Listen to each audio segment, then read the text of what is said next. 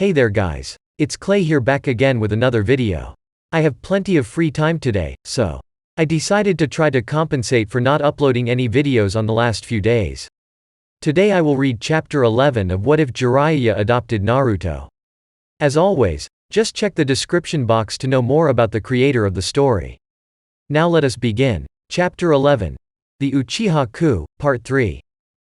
After 30 minutes that felt like hours, Tsunade was finally out of danger.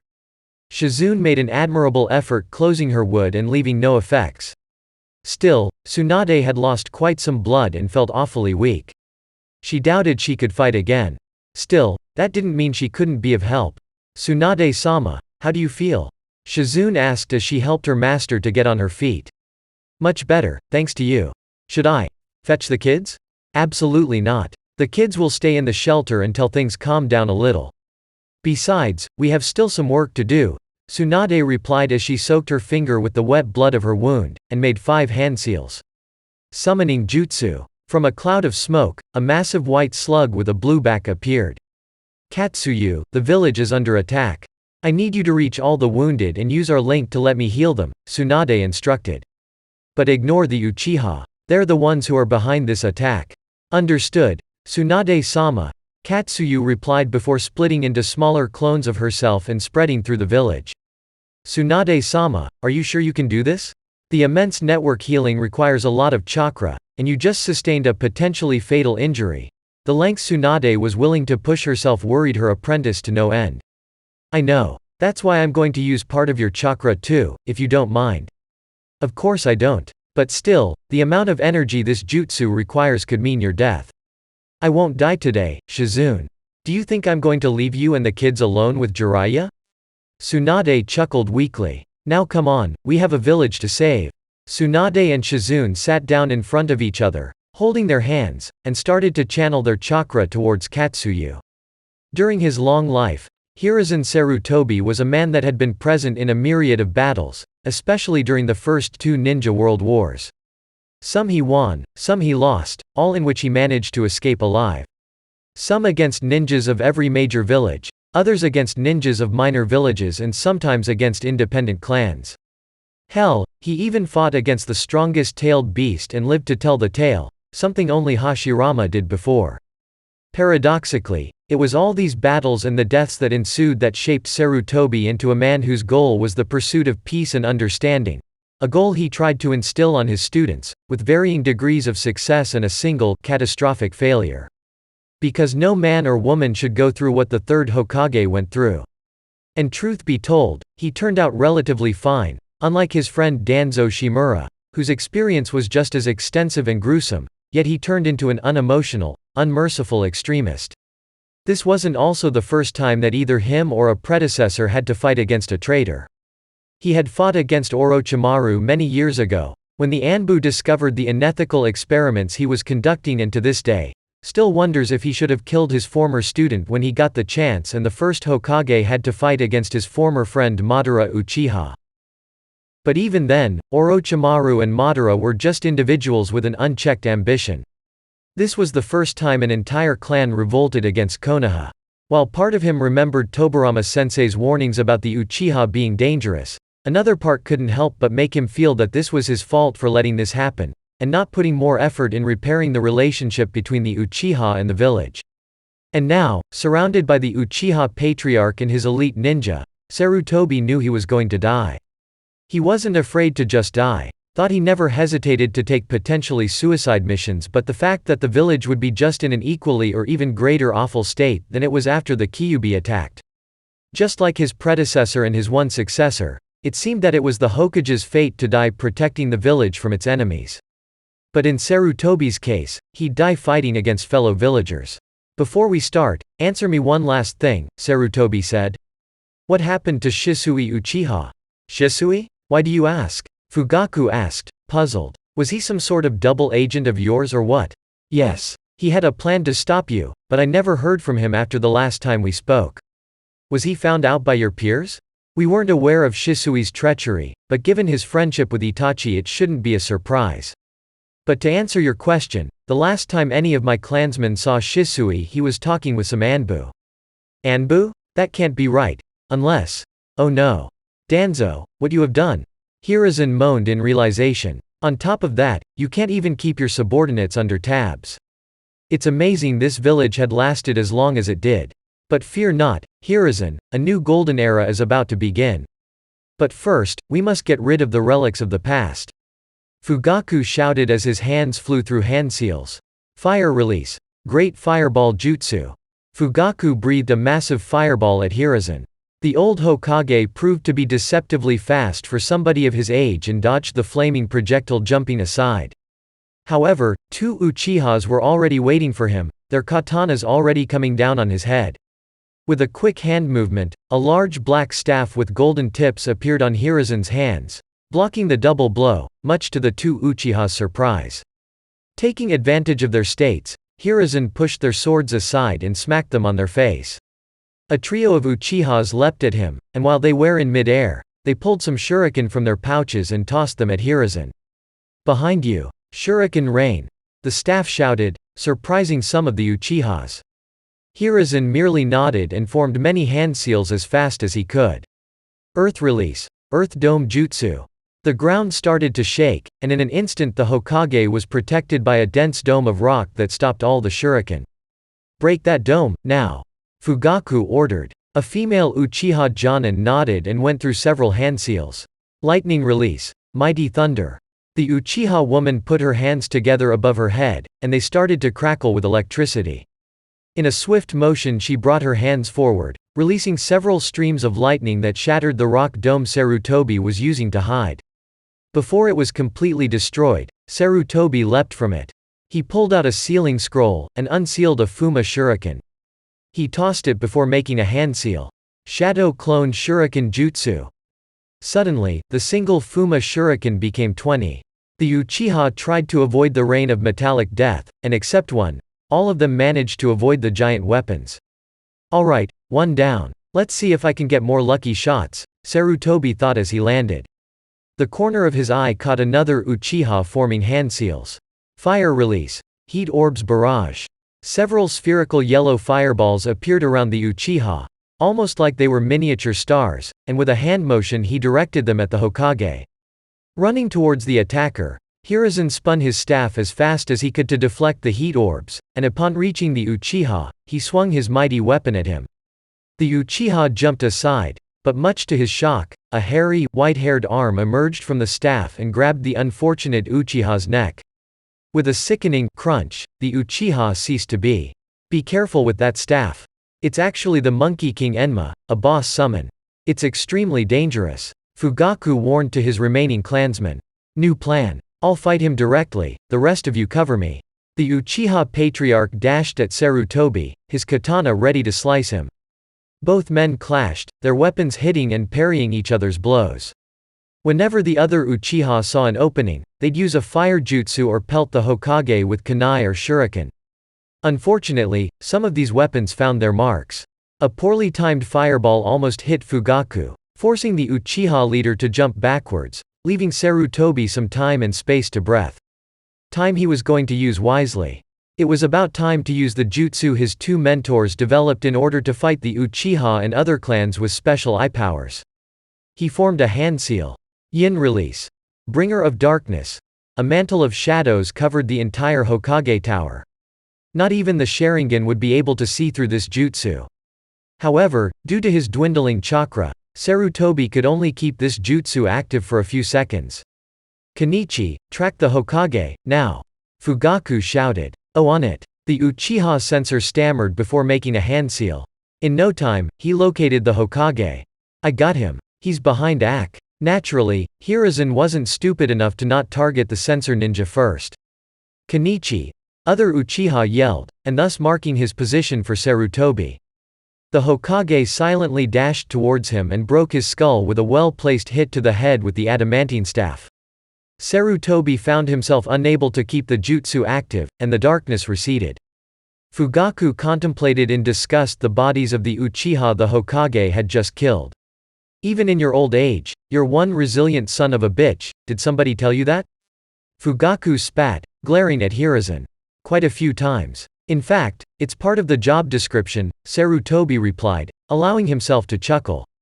To think that you killed 4 of my men already. There's nobody else but you to blame for their deaths. I know. That's why now I have to make sure that their sacrifice isn't in vain. Ellipsis. Senju residence underground shelter. Naruto couldn't help but feel amazed at the sheer foresight his parents had when they built the underground shelter. It consisted mostly in a massive, single room, as big as any of the 2 floors of their house. There were multiple shelves full of canned food and bottled water, as well as good amount of medical supplies. While there was no visible decoration, there was some furniture as well, such as a large table, a few chairs, a pair of couches, and a pair of closets. And just like Shizune said, there was even a bathroom, which had a hefty supply of toilet paper. The walls were almost entirely covered in paper seals. Naruto managed to identify a few of them, such as armor seals and shield seals. The former were used to increase the hardness of whatever it was applied to, and the latter was used to nullify chakra-based attacks, mostly ninjutsu. There were also one-way silence seals, which wouldn't let any sound out of the room, but it would let the occupants of the room hear what was going on outside. There were many other seals that Naruto did not recognize, such as mirror seals and camouflage seals, which in conjunction made it nearly impossible for the shelter to be detected unless somebody already knew where it was located. He had heard Shizune said that not even a Sharingan or a Byakugan could be able to see through those seals. Naruto had been told that, due to both his heritage and his status as a Jinchuriki, many people would want to either hurt him or kidnap him, and thus they needed to do their best to protect him. But what kind of threat deserved something like this shelter? Were his parents aware of whatever was happening right now? If yes, why didn't they do anything to stop it before it happened? Naruto had far too many questions in his head. He needed to talk with their parents whenever everything calmed down. The blonde Jinchuriki was snapped from his thoughts when he felt somebody tugging the sleeve of this shirt. It was Keita, who was looking at him with worried eyes. Naruto-Nisan, is Mom and Shizune-Nichan going to be okay? The white-haired girl asked. Naruto also wondered that. He had heard many yells, crashes, and explosions, but after some time, there was nothing but silence. Still, he was aware of how strong his adoptive mother and big sister were, and refused to believe that they were dead. Besides, he also had to be strong or else the twins would panic. Of course they are. Mom is the strongest woman who ever lived. Naruto said, putting up the best of his smiles. You should have seen her when we train. She can bring down a tree with just one punch. Can you imagine anybody being able to hurt her? Keita slowly shook his head. Exactly. Yeah. Guess that you're right. Keita admitted, unconvinced. Naruto frowned. He really needed to do something so the twins would take their minds off of what was going on outside. Hey, since we're going to spend some time here, how about if we play something to pass the time? I'm sure Mom and Dad also left some board games or something like that, so let's take a look. Yes. Both twins said in unison, and the 3 kids split off to cover more ground. Keita looked in the closets, but all that was there were spare clothes of many sizes, the smaller ones for her and her brothers, and the bigger ones for the adults. Naruto inspected the shelves, but all that he found was food and water. Hagane, however, found something behind one of the couches. Hey, take a look at this, the white-haired boy said. Naruto and Keita dropped what they were doing and rushed to Hagane's side. In front of Hagane there was a cardboard box full of items, such as scrolls, a couple books, worn-out clothes and used ninja tools. One of the things that caught Naruto's attention was an opened envelope full of pictures. The Jinchuriki grabbed the envelope and took out the photographs from it. The twins also watched them intently. Hey look, that's Dad. Hagane pointed out. The first one was a picture of a much younger Jiraiya, alongside 3 kids. While there was nothing remarkable about the 2 of them, the third one got Naruto's immediate interest. A kid with spiky blonde hair and deep blue eyes. Hey, that kid looks a lot like you, Ni-san. Keita pointed out, voicing Naruto's thoughts. Do you know who is him? Jiraiya had told Naruto how he was his father's sensei, and how he would train Naruto so he would surpass his dad. A sad smile formed in his face. Yeah, I think I have an idea. Naruto put that pic at the back of the pile, and watched the next one. A brown-haired man with 3 other kids, one with long white hair, the other with long black hair, and a blonde girl with a ponytail. Who are those? Hagane asked. Naruto chuckled. Oh come on, don't tell me that you can't recognize your parents? Both twins' eyes opened wide. Those are Mom and Dad? No way. Keita exclaimed. And who is the other guy? He looks scary, Hagane said as he pointed at the third teammate. Jiraiya and Tsunade almost never talked about their third teammate. All what Naruto knew is that his name was Orochimaru, and that he and Jiraiya had a falling out many years before Naruto was born. Another things I'll have to ask Dad about, Naruto thought. And who is this man? Naruto laughed once again. You might not recognize him now, but this man is the old man Hokage himself.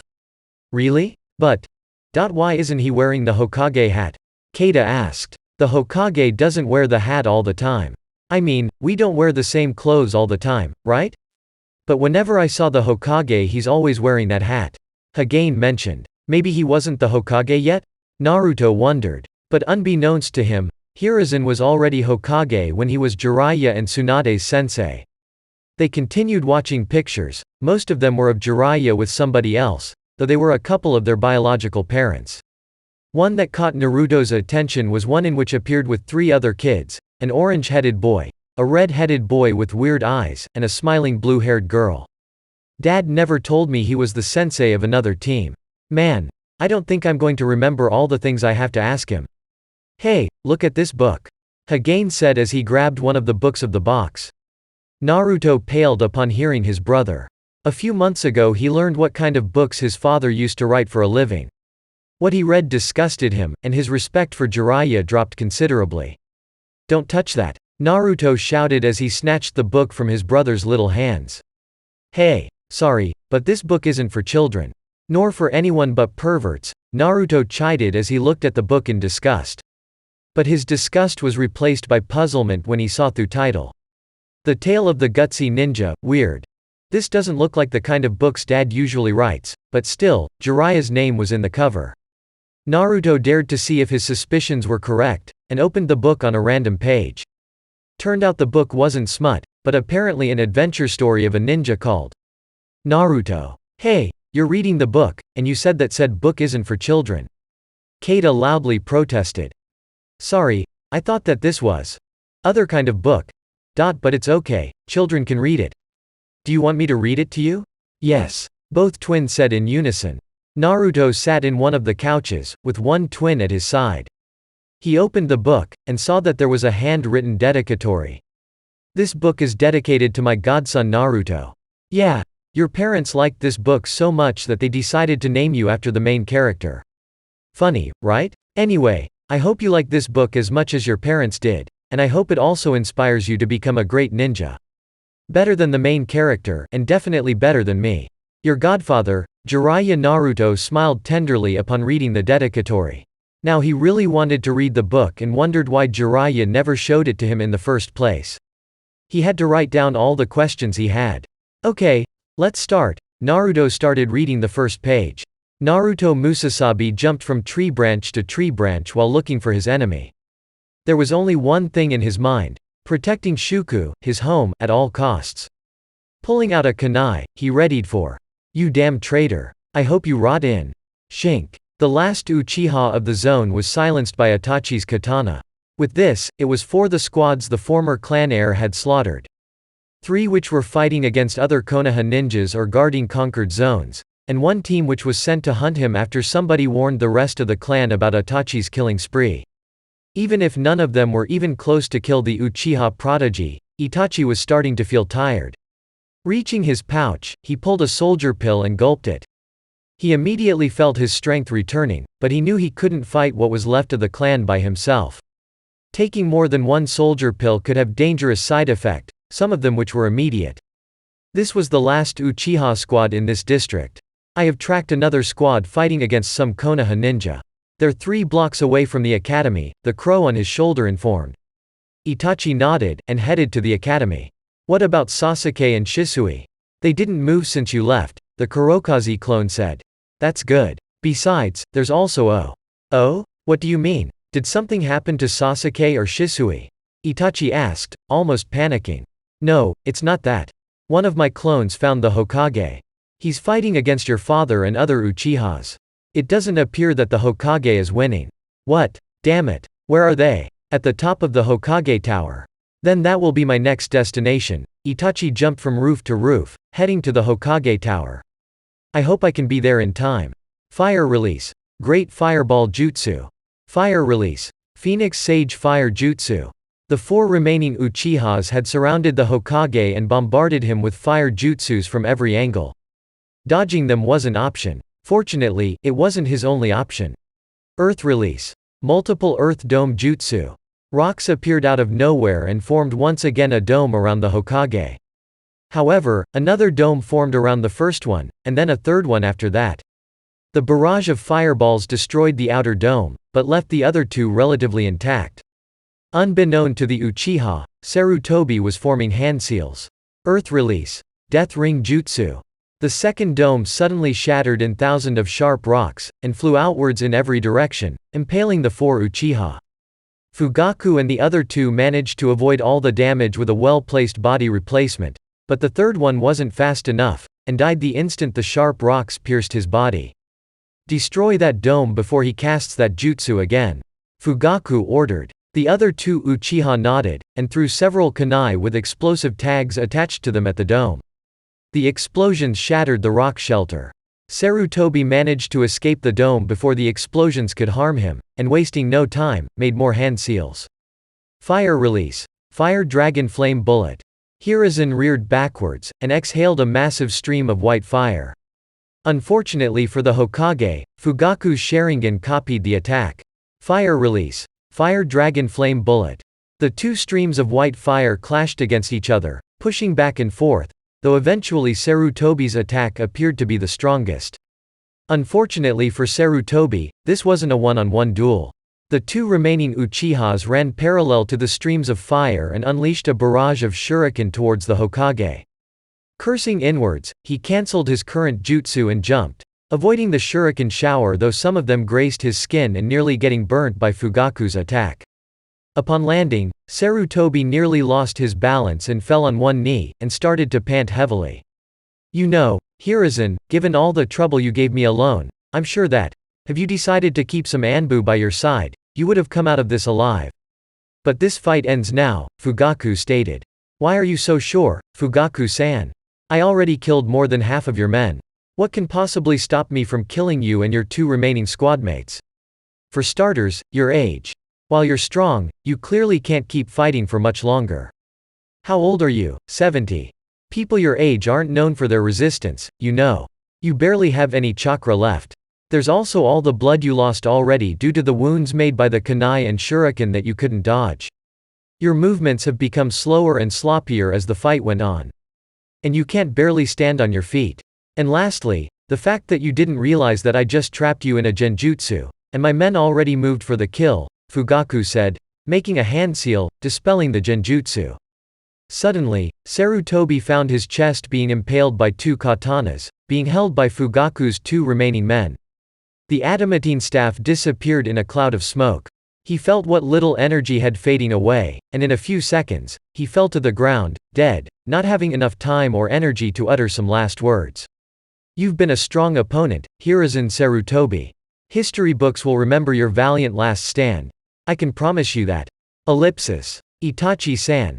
I'm afraid to tell you that the 3rd Hokage had died," Kurokaze's clone said.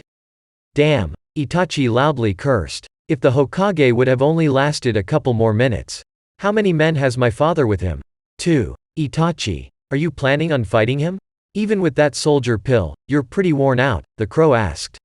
"Yes, I do. And he just fought the 3rd Hokage, he has to be way more drained than I am.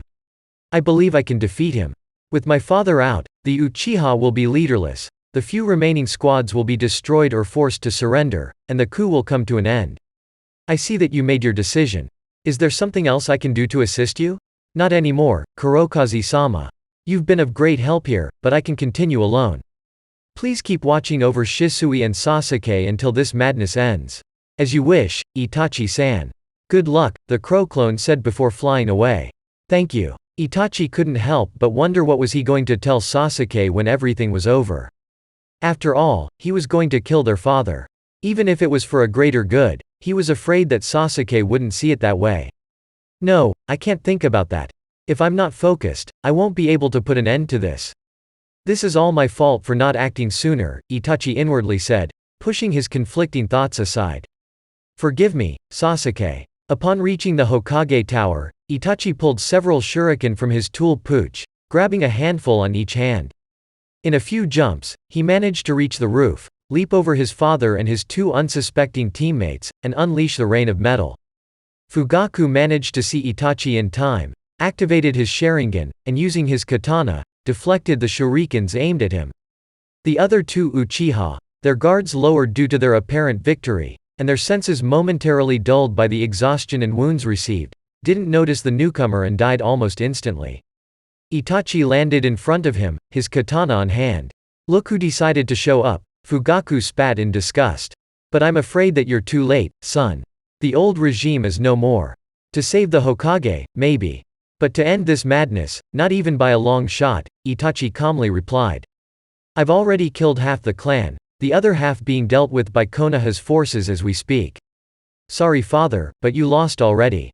And now, I shall execute you for starting this insurrection against Konoha, killing the Hokage, and causing the death of so many Konoha ninjas." Fugaku's face turned into an angry grimace. "You insolent child. I knew you were rebellious, but to see such a betrayal coming from my own flesh and blood. The others were right about you. I merely banished you because I thought that you only needed some time alone to get your thoughts in order. But yes, I was too soft. If you weren't my son, I would probably have thrown you into a cell and tossed the key away. Which is what I should have done in the first place. I'm not a traitor, father. My loyalty is, has been, and will always be towards the village. It is you who betrayed Konoha by sparking this insurrection that won't bring anything good for any of the parties involved. Why did you do it, father? Why? I did it for you, you ungrateful child. For both you and Sasuke. To give the clan a better future. The Uchiha clan would wither and die under the constant oppression of Konoha. But now, you just doomed all of us. Stop pinning the blame of your actions on me, father. This was never meant to end well. I merely accelerated the inevitable and cut some losses. Had I not done anything, this would have degenerated into a full-on civil war that would end up with Konoha's destruction. My only regret is not acting sooner. If I can't have Konoha, then Konoha won't have the Sharingan anymore. I'll gather the survivors, and start over again somewhere else. We will even create our own village. The Uchiha clan will thrive again. You are right that the Uchiha will thrive again. But they won't do it under your command, Itachi firmly stated as he raised his katana. The time for words has passed. Not it's time for you to pay for your treason. No, it's time for me to correct my mistakes. I won't let you jeopardize the future of my clan. Father and son dashed towards each other, staring each other in the eyes. When they were within their striking range, they moved their blades. Itachi's aimed at Fugaku's gut, and Fugaku's aimed at Itachi's neck. Fugaku's sword hit its mark the first. Itachi was stopped on his tracks the moment Fugaku's blade jammed on his neck. "I'm sorry, son," a single tear fell from Fugaku's eye. He suddenly felt his eyes burning, as if his Sharingan changed into something else.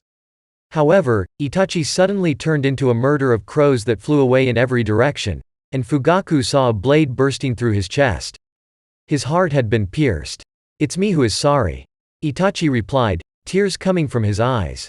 As life started to slowly leave his body, the soon-to-be former Uchiha patriarch was invaded by an overwhelming sense of regret, as if the hate and anger towards Konoha that filled his heart and mind was dispelled, and could see things as they were.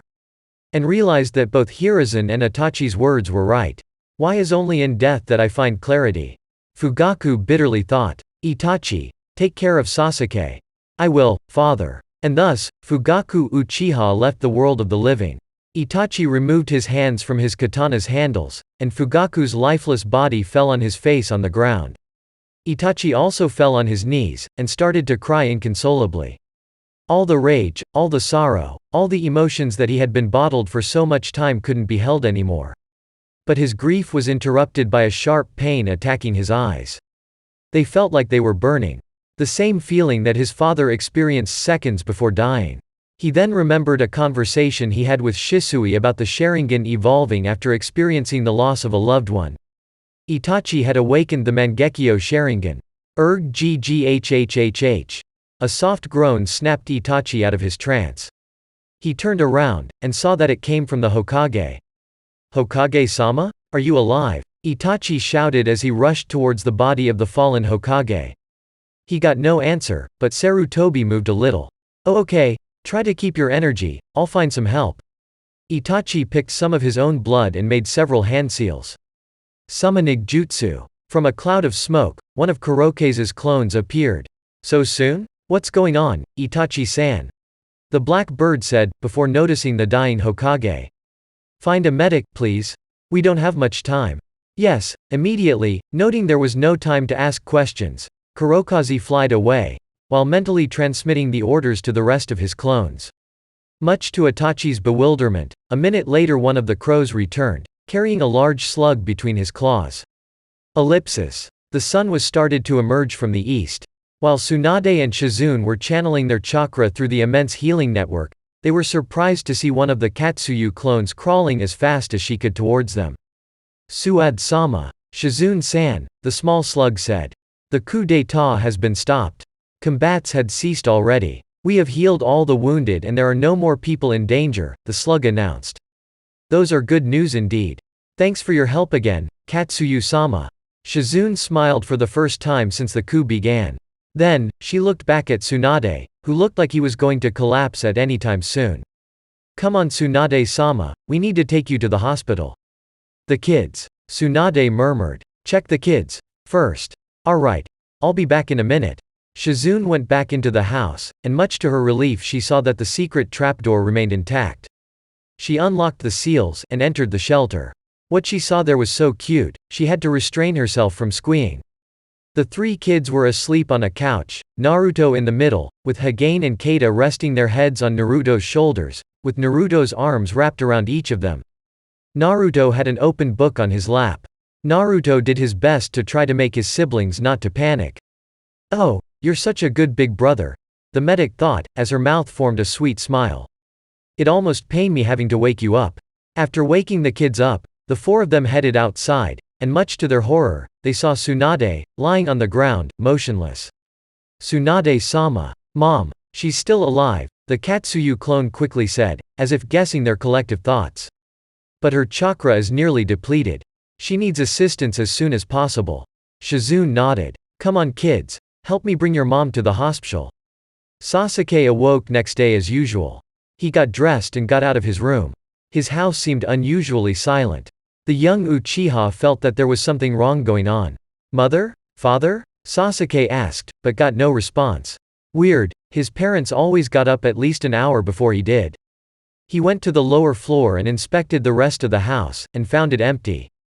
Then, he heard a noise coming from upstairs. The black-haired boy rushed back to the upper floor, and saw Itachi coming in through one of the windows. "Itachi?" Sasuke asked, puzzled. He would be thrilled to see his brother if it wasn't for the fact that his clothes were soaked in blood, his face was red, and his entire body was trembling. What are you doing here?" "Sasuke, let's go down. There's something important I need to tell you." That morning, Sasuke awakened his Sharingan. Thanks to Itachi and Tsunade's efforts, the Uchiha coup d'état was suffocated by the time the sun rose, and many people were saved from what would have been a certain death. Among them was Hiruzen Sarutobi, while in critical condition, managed to keep his life thanks to the Katsuyu clone Kurokaze managed to bring, until actual medics arrived. Many couriers were sent to find the Jonin outside the village, urging them to drop or finish if they could whatever missions they were doing and return at once in order to help with the reconstruction efforts. Upon hearing the news of their failure and their leader's death, the few Uchihas left decided to go down fighting rather than surrender, since they knew that they would be executed anyway for committing an act of high treason. The mercenaries and criminals who didn't escape Konoha when it became obvious that they were fighting a losing battle decided to surrender instead. Those who had confirmed kills would be executed, while the rest would be sent to prison. A mass funeral was held in honor of all the people, both ninja and civilian, who were killed during the insurrection. While many people died, the most notable deaths were those of the clan leaders such as Hiashi Hyuga or Inoichi Yamanaka. Naruto did his best to comfort Hinata, who, like her mother and little sister, spent the entire ceremony crying their eyes out. Hinata's grief was contagious, since Naruto ended up crying as well, even if he barely knew Hiashi. It could be said that he could feel Hinata's pain. Naruto also recognized three of his classmates, Shikamaru Nara, Choji Akamichi and Ino Yamanaka, crying profusely as they were standing in front of Inoichi's grave. While Ino's grief was understandable, he didn't understand why Shikamaru and Choji were crying like that. Naruto didn't know that the three clans were very close, and Inoichi was an honorary uncle to both Shikamaru and Choji. There was also another funeral held after the main one, for Fugaku and Makoto Uchiha, at Itachi's request. Only Itachi, Shisui, and Sasuke, the three remaining Uchihas alive, attended the ceremony. After the coup was quelled, there was an air of dread and hopelessness impregnating the very air of Konoha, something that it wasn't felt since the Kyuubi attacked 8 years ago. The near death of the third Hokage was a huge blow to the population, especially the ninjas. Not only was he loved and respected, but unlike his successor, who was killed by, what most people believe it was, a mindless monster, Hiruzen Sarutobi was almost killed by the head of one of the most respected clans of Konoha. Besides that, many people couldn't help but wonder what was going to be of Konoha now. Losing one of its strongest clans was nothing but the tip of the iceberg. The Hyuga clan, who was the most numerous clan of Konoha, had lost nearly 40% of its members. And Konoha as a whole had lost almost 30% of its manpower, most of them Chunin and special Jonin. This losses, coupled with the lack of a Hokage, made many people fear that other villages would take advantage of this and invade them. The only thing they could do was pray for such thing not to happen, and that Konoha would elect a Hokage soon that would recover their former glory. 2 days after the coup d'état, Jiraiya rushed through the hospital halls, fearing for the worst. The toad Sannin had an unpleasant sense of déjà vu when a ninja courier ran into him, and delivered the news of the Uchiha coup d'état, and the critical state of the third Hokage. While the news were worrying on their own, the courier also mentioned that Tsunade, after being seriously wounded, used her immense healing network to help all the people fighting against the Uchiha and their mercenaries. She was now in critical condition as well. 8 years ago he lost one of his students. He could possibly lose his sensei, whom he loved like the father he never met. He couldn't lose his wife too. After making sure that he was in the right wing, Jiraiya started to check the door numbers until he found the right door. He slammed the door open, and much to his relief he saw that his former teammate, current wife and mother of his children was alive and seemingly well. Shizune, Naruto, Hagane and Keita were present too, but he wouldn't register their presence until later. "Dad," Naruto said, perking up. "Hey, look who's back," Tsunade weakly mentioned, looking at Jiraiya with a small smile. Jiraiya didn't say anything, and rushed to hug her. "Ah, not so hard," Tsunade shouted, wincing in pain. "I've been impaled, you know." Sorry, Jiraiya frantically replied, breaking the hug. "It's that, when they told me what happened to you, I feared for the worst, and seeing you alive and well." Yeah, I know," Tsunade replied dismissively. "Though they mentioned that it will be a few weeks before they let me out of here." "Yippee yay," she added unenthusiastically. Jiraiya smiled in return. Then he noticed something weird about Tsunade's forehead. Mostly, her strength of 100 seal looked different. It was bigger than usual, with uneven sides and angles. It almost looked like a badly done drawing. "Tsunade, what happened to your seal?" "Oh, this?" she asked, pointing at her forehead. "Well, Keita was sad for me, losing my diamond, so I made her a new one," the white-haired girl proudly said, while holding a purple marker. "And Mom made me another one too." Jiraiya noticed that his daughter also had a diamond drawn on her forehead, but this one looked better drawn. Jiraiya couldn't help but smile at her daughter's cutesy antics. "Jiraiya, can you put some privacy seals around the room? I need to talk to you about something," the slug princess asked. Jiraiya nodded, and after a few minutes, the toad sage indicated that it was now safe to talk without fear of being spied. "Tsunade-sama, do you want me to take the kids outside?" Shizune asked, guessing what the topic of the conversation was going to be. "Yes, please, take them to eat something. You should eat too, Shizune." Shizune nodded, and left Jiraiya and Tsunade alone in the room. After Shizune and I dealt with the Uchiha sent to arrest us, somebody else appeared. A masked man wearing an Akatsuki cloak. Said man had a Sharingan and could use wood release. "What?" Jiraiya asked in disbelief. But that's not the worst part. The man flat out admitted that he was the one behind the Kyuubi attack 8 years ago. He said that he was using the coup d'état as a smokescreen to get to Naruto and finish the job. Jiraiya was speechless. He knew that the person behind such acts had to be someone powerful, but this was beyond his wildest guesses. He couldn't help but feel worried about Naruto if such a man was after him. Naruto needed to be stronger. Hell, Konoha as a whole needed to be stronger. Fortunately, somebody was about to handle him the necessary tools for such task. There was a knock at the door. Jiraiya deactivated the privacy seals, while Tsunade told whoever was outside to come in. It was an Anbu with a bear mask. "Jiraiya-sama, the Council of Elders requires your presence at the Hokage Tower," the Anbu announced. The toad Sannin groaned, while a frown appeared on his face. Wonder what those old farts want now. Sarutobi-sensei is no longer able to continue as a Hokage. It isn't obvious? They want you to take his place, Tsunade mentioned.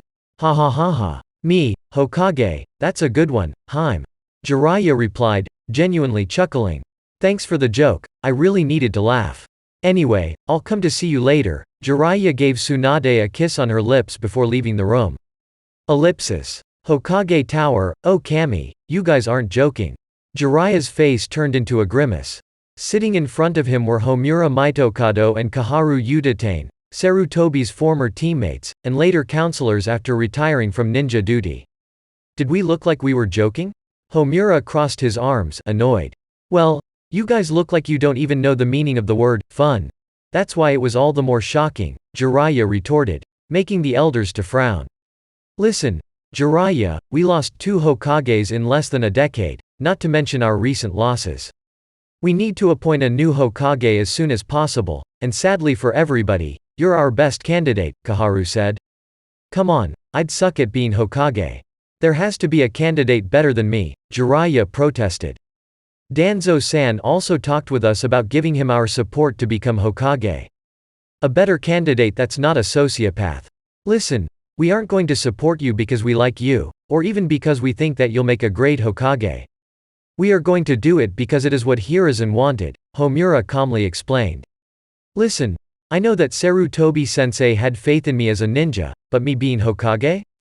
I find that hard to believe. Or did he wake up from his coma already and told you that? Then it's a good thing you don't have to believe just us, Homura replied while leaving a scroll in front of the Sannin. We found this on Hiruzen's desk. Maybe you should read it. Skeptical, Jiraiya tooled the scroll and opened it. It appeared to be Sarutobi's last will. The Sannin started to read. If you're reading this, then I'm more than likely dead, probably by the hand of Fugaku Uchiha, or one of his clansmen. Many years ago, we had some evidence that suspected that at least an Uchiha was responsible of the Kyuubi attack 8 years ago. Some believed that it was the whole clan. I didn't share this opinion, and even started an investigation to exonerate the clan. Still, it seemed that word of this was made public. The populace of Konoha distrusted the Uchiha, and the Uchiha resented Konoha in return. I tried my best to solve the situation peacefully, but my efforts failed. But then again, I can't think what I could have done save have all the clans swiftly executed by a group of assassins. And honestly, I can't see myself doing that and continue to be able to sleep at night. But that doesn't change the fact that I failed this village. Now I see that maybe I should have never taken back the Hokage's hat after I was unable to handle the Third Ninja World War better. I tried to think of this as a second chance to fix my past mistakes, but in the end all I did was make even more mistakes. Now I see that I should have appointed either Jiraiya or Tsunade as the 5th Hokage when they returned to take care of Minato's son, Naruto. But now, I'm going to fix one of those mistakes. Jiraiya, Tsunade, I know that sooner or later you will be reading this. I want one of you to take a step forward and lead the village. Both of you have the perfect combination of power, experience and wisdom I like to think I have, but without my old age to hinder you. You may think that this is too much for you, but I have faith in you. Konoha needs you more than ever. And if the years you've spent here didn't reawaken your love for this village, do it at least for Naruto. Try to keep the village in one piece until he's old enough to take the mantle. I believe that there's some truth behind that little rascal's boasts. I feel that Fugaku and his Uchiha are getting closer, so I'll wrap this up. First of all, do not lose hope, and keep the will of fire in your hearts. That's the key for Konoha to recover the glory it will inevitably lose this night. Second, I know for a fact that at least 2 Uchihas are not part of this insurrection. Do not ostracize them, and any other Uchiha not involved in this, or blame them for the sins of their misguided clansmen. And lastly, since I won't see them again, I want you to tell my sons and grandchildren that I loved them more than anything, and that both Bawako and me will watch over them from the pure world. Hiruzen Sarutobi, 3rd Hokage of Konoha. The 2 counselors watched intently how Jiraiya's expression changed after he read the whole letter, especially the part that talked about him and Tsunade. Once they guessed that the Sannin finished reading, they spoke again. Like the letter says, the other candidate for Hokage would be your wife, but she will be stuck on a hospital bed for quite some time, if what the Anbu told us is right. And we can't wait that much, Kaharu said. Besides, we also believe that taking Tsunade away from the hospital to place her on the Hokage's office would be a disservice to the village. Not only our healthcare has improved considerably since she took charge of the hospital, but the number of medic nin, as well as their overall skill has increased considerably since her return, Homura explained. You made it sound as if I only sit at home and write my novels. I do work for the village too, you know. I'm the main intelligence gathered of the village. Jiraiya protested. True. But I'm sure that you can send somebody else to meet your spies, or train other people in the art of collecting information. But we can't just ask a medic of Tsunade's caliber to stay at an office doing paperwork. Jiraiya groaned loudly. Part of him was already regretting coming back to the village. Taking care of Naruto was doable, but being Hokage? Not in 1,000 years. But then again, the thought of handing the Hokage mantle to Danzo was nightmarish, to say the least. Sighing in defeat, Jiraiya was forced to admit that he had only one choice. Alright, I'll become the new Hokage. Excellent. We'll announce your appointment this afternoon. Ellipsis. Later that day, sometime during afternoon, Jiraiya had never been so nervous in his whole life. Well, maybe the day before his wedding. But then again, he was only marrying to one woman. This was like being married to the entire village. While the 2 elders were talking to the people gathered around the tower, Shizune was adjusting his robes and making sure that he was presentable. Naruto, Keita and Hagane were present as well. So, how do I look? Jiraiya asked. Absolutely imposing, Jiraiya-sama, Shizune beamed. Jiraiya, however, frowned in return. Listen Shizune, I'm still trying to work out what kind of relationship you and Tsunadeheim have, but drop the honorifics when talking to me, okay? Jiraiya is enough, the Sannin replied. He really wanted to tell her that for a long time.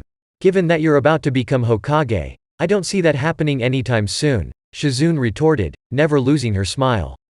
Jiraiya's scowl deepened. And without further ado, meet the 5th Hokage. Homura's voice said. That's your cue, Jiraiya-sama. Go and impress them. Shizune patted Jiraiya on the back.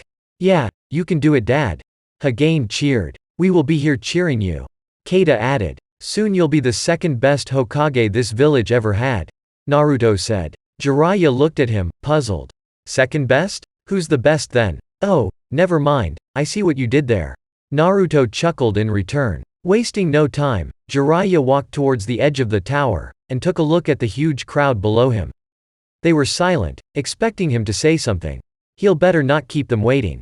People of Konoha. Jiraiya began his speech. Usually, the appointment of a new Hokage is a reason to celebrate. Yet I can see that nobody here feels in the mood to celebrate anything. Konoha went through one of its darkest moments second only to the Kyuubi attack. Many good ninja died. Parents lost children and children lost their parents. However, I ask you not to be consumed by grief and stand strong. Because we already went through something similar not too long ago, and we were back on our feet in no time, and this time it won't be different. Our beloved 3rd Hokage, my sensei, might not be with us anymore, but his will, the will of fire, still is. The 3rd Hokage would have all of you to move on with your lives, to be happy, to keep the village strong and running. That's why I'm going to honor my master's last request, and become Hokage, and work as hard as I can to honor his legacy. And that's why you're going to do likewise, so everybody who wants to harm us know that this village can resist anything. People started to cheer loudly once Jiraiya finished his speech. All present members of Jiraiya's family smiled at him. He's always been such a good orator. It's a pity Tsunade-sama isn't here to see him. She would have loved it, Shizune thought. Orochimaru's main base, land of the rice fields. After much time waiting, Obito appeared from his trademark swirling vortex, and looked as if he had been trampled by a stampede of mad elephants. His cloak was completely torn, his mask was nearly broken, his body had multiple bruises, and a whole arm was missing. Another Akatsuki member was expecting his arrival. "Welcome back, Obito-kun," Orochimaru sardonically greeted, chuckling. "It seems that Tsunade-hime made a number on you, didn't she? Kakuku. First Minato-kun, and now her. You need to pick your battles better, Obito-kun." "Shut up." Obito growled as he took his broken mask and tossed it away. "And prepare the operation table. Yes, it looks like you need some surgery as if there's no tomorrow. You know, Orochimaru, if I didn't need you, I would have killed you long time ago," Obito snarled, angry at the snake Sannin's taunts. "If you think so," Orochimaru shrugged, at no point dropping his unnerving smile. "While I don't need to ask how the main mission went, did you at least get something of use out of this mess?" Without saying anything, Obito pulled out 3 sealing scrolls from inside his torn cloak and tossed them to Orochimaru. The yellow-eyed man unsealed its contents. The first one was a pile of Byakugan eyes. The second was just a single pair of Byakugan eyes. And the last one was a single Sharingan eye. A nice loot, but I think mine is better. Is there a reason for these Byakugan are separated from the rest? Yes. They're the eyes of the Hyuga clan head. You can have some of the others if you want, but I need those eyes specifically, so don't touch them.